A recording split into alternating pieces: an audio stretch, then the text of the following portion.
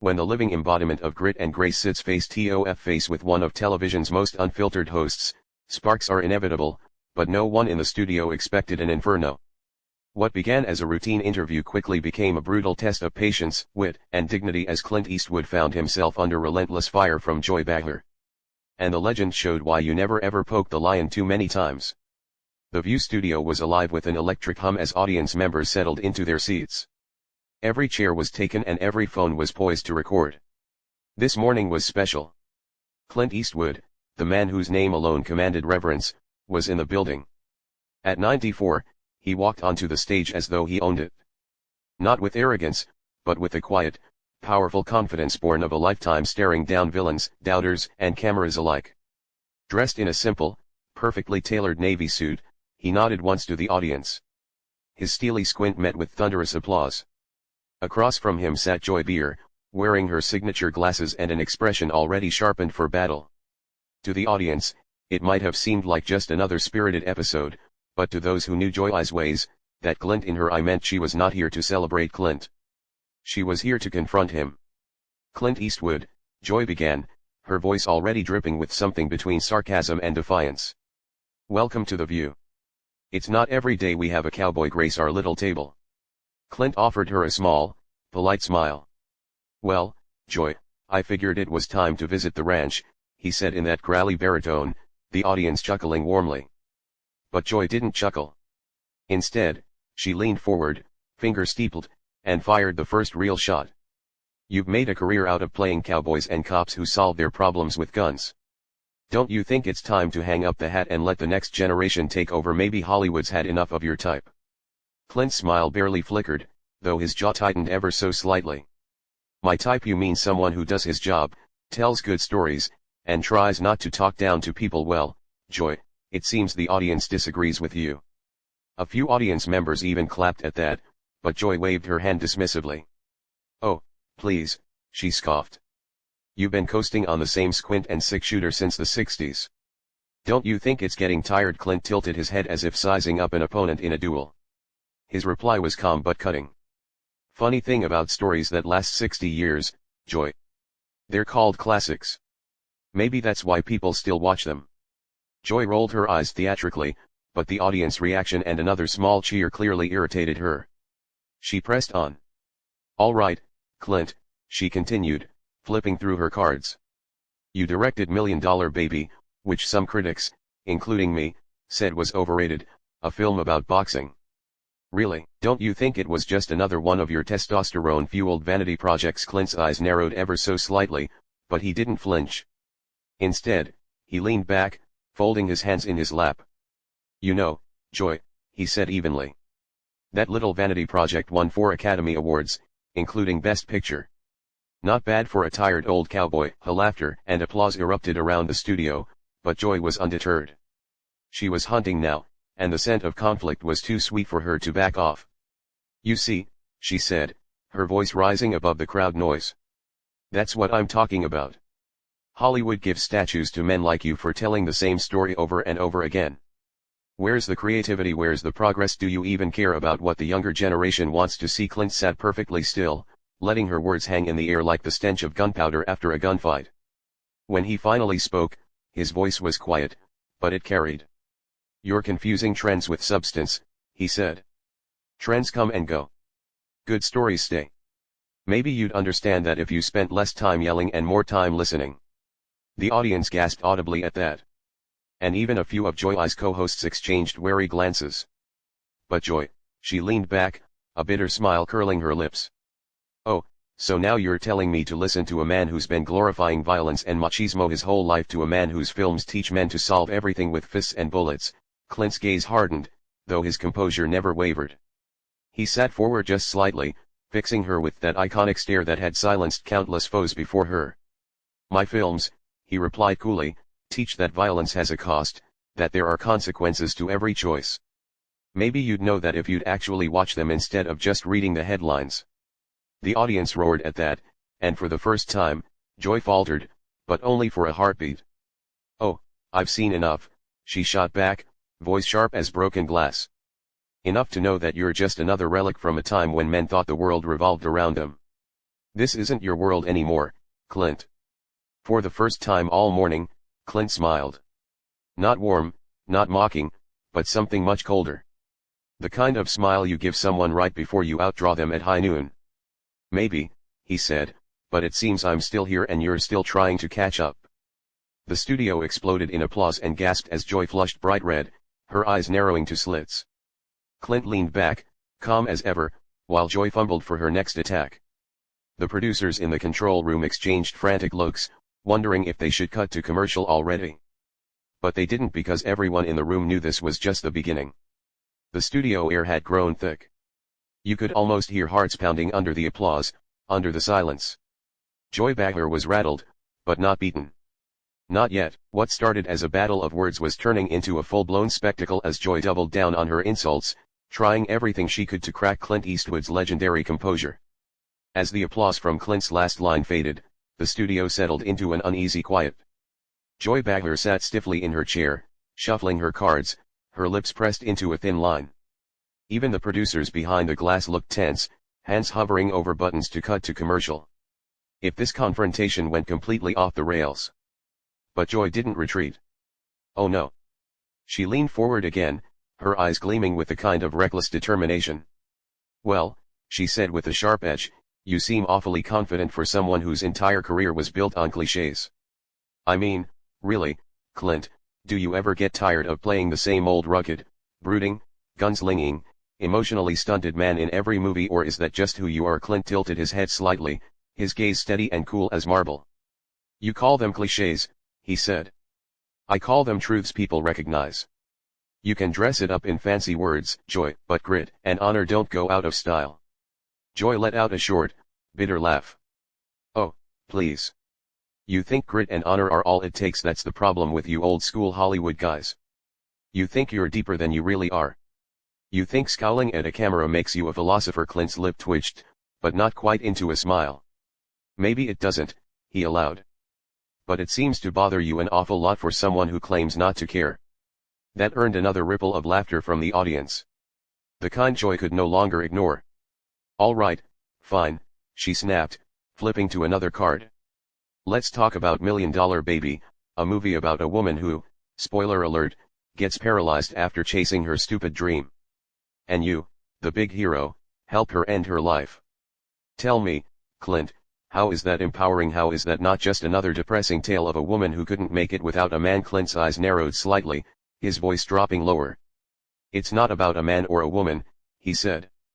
It's about choices, about sacrifice, and about loving someone enough to honor their wishes, even when it breaks your own heart. His words hit like a hammer. The audience quieted, some visibly moved, but Joy pressed on, her tone rising, her frustration boiling over. Oh, come on, she barked. That's just more macho posturing, wrapped up in fake sensitivity. You've spent your entire career pretending to care while cashing checks from the same old macho fantasy machine. Don't pretend otherwise. Clint's gaze hardened. He leaned forward slightly, just enough to command the space between them. Pretend, he repeated, voice like steel. Joy, you've been pretending this entire time. Pretending this is about me. Pretending it's about my movies, my career, my values. But it's not, is it? It's about you. About proving something. About showing the world how tough and righteous you are by tearing someone else down. Joy froze for half a second before letting out a sarcastic laugh. Oh, that's rich, she spat, the stoic cowboy psychoanalyzing me. I don't need you to tell me who I am, Clint. I know exactly who I am. A woman who calls out hypocrisy when she sees it. A woman who refuses to be cowed by some Hollywood dinosaur who thinks he's better than everyone else. Clint shook his head slowly, almost pityingly. Then why do you sound so desperate to convince yourself? He asked quietly. The words hung in the air like a thunderclap. Joy's face went crimson, her hands gripping the arms of her chair so tightly her knuckles turned white. Oh, don't you dare, she hissed. Don't you sit there and act like you're some noble sage here to teach me about myself. You're just an actor, a lucky old man who wrote a few good roles into some undeserved legend status. Clint finally sat back in his chair, crossing one leg over the other, utterly unruffled. Well, he said evenly, that undeserved legend status seems to bother you more than it does mapping. The studio erupted, some clapping, some gasping, some too stunned to react at all. Joy's voice rose above the din. You think you're clever, don't you? You think you're so calm and collected? But underneath it all, you're just like every other man. Afraid of losing relevance. Afraid of becoming obsolete. Afraid of someone like me telling you that your time is up. Clint fixed her with the kind of look that could silence a raging bull. Joy, he said, quiet but clear. My time isn't up, but I can see you're running out of yours. That line cut through the room like a blade. Even Joy's co-host looked away uncomfortably. Suddenly very interested in their notes. For a moment, just a moment, Joy looked shaken. But she recovered quickly, slamming her cards down onto the table and leaning forward again. Fire in her eyes. You want to play hardball, Clint, she sneered. Fine. Let's talk about your precious legacy. Violence, guns, toxic masculinity. You poisoned generations of men with your macho nonsense. And now here you sit, smug and untouchable, acting like you've done the world a favor. Clint leaned into, their faces just feet apart, his voice so soft it forced the entire room to lean into here. And yet he said, here you sit. Trying so hard to tear me down and still not tall enough to reach me. The audience gasped, then fell silent. Joy sat back slowly, her lips pressed tight, her hands trembling slightly. Clint remained where he was, calm, composed, unbothered. The tension was now so thick, it felt like a storm was about to break, and everyone watching knew this was only going to get worse before it got better. You could almost hear the oxygen leave the room. Clint Eastwood's quiet retort had left Joy Behar visibly shaken, but only for a second. Then the storm returned fiercer than before. This wasn't just an interview anymore. It was a battle for dignity. And Joy wasn't going to let Clint walk away with the upper hand, even if it meant burning the whole set down around him. Joy Behar adjusted her glasses, her jaw tight, her lips pressed into a hard line as she leaned forward over the table, closing the gap between her and Clint. Oh, you think you're so clever, don't you? She began, her voice low and venomous now, dropping the usual quippy sarcasm for something much darker. You think that quiet little cowboy act still works, that it still intimidates people? Clint didn't flinch. He simply straightened his jacket and replied evenly. Joy, I don't have to intimidate anyone. You're doing a fine job of making yourself look small or all by yourself. A ripple of murmurs ran through the audience. The co-hosts stared down at their notes or avoided looking at either of them altogether. Joy's cheeks flushed crimson, but she pressed on louder now, determined not to lose control again. You know what I think? She shot back, her voice rising. I think you're scared. Scared that the world's finally catching up to you, that people are realizing you're nothing but a relic of a toxic era that should have ended decades ago. Clint's eyes narrowed just slightly, his voice calm, but sharp enough to cut glass.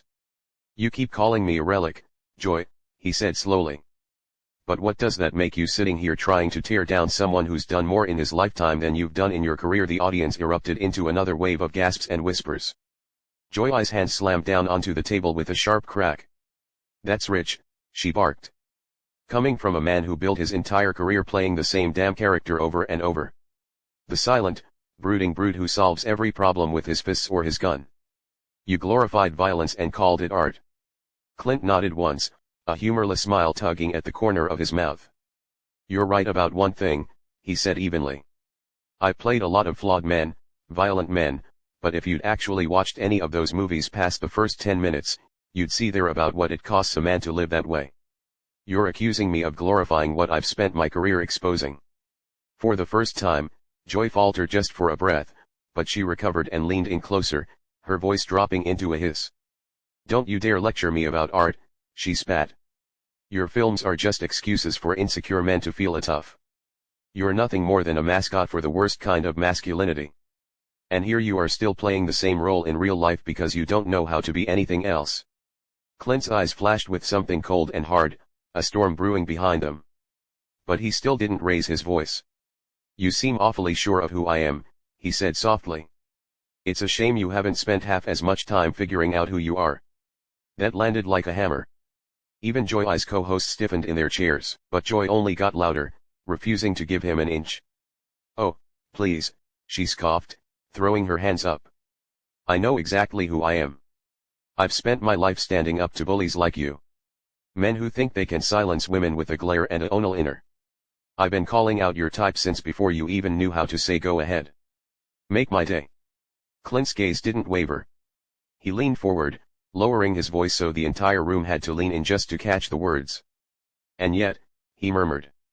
Here you are, still yelling, still trying to prove something, still mistaking noise for strength.